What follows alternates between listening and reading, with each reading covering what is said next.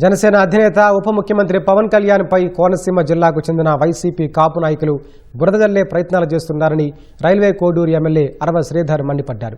దేశం కోసం, ధర్మం కోసం, యువత భవిష్యత్తు కోసం నిరంతరం శ్రమిస్తున్న పవన్ పై అసత్య ప్రచారాలు చేయడం తగదన్నారు.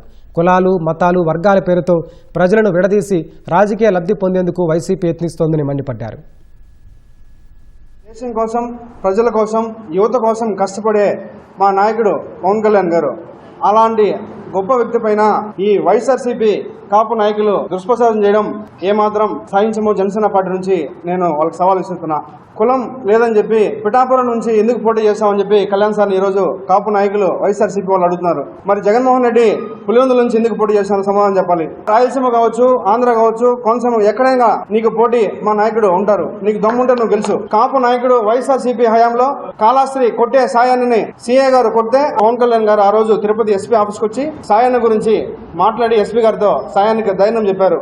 అలాంటి గొప్ప నాయకుడు మా కళ్యాణ్ సార్. ఈ రోజు ఎన్డీఏ గవర్నమెంట్ ఫామ్ అయిన తర్వాత అదే కొట్టే సాయానికి కాపు నాయకుడికి శ్రీకాళహస్తి బోర్డు చైర్మన్ ఈరోజు ఇచ్చాడంటే అది కాపు నాయకుడికి ఇచ్చే ముఖ్య గౌరవం మా జనసేన పార్టీ అధ్యక్షులు పవన్ కళ్యాణ్ గారు.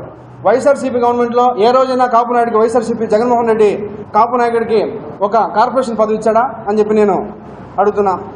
ఒక్క మాట వైఎస్ఆర్సీపీ నాయకులు మా కళ్యాణ్ సార్ అంటే ఒప్పుకోము, సహించమని చెప్పి సవాల్ విసురుతున్నా.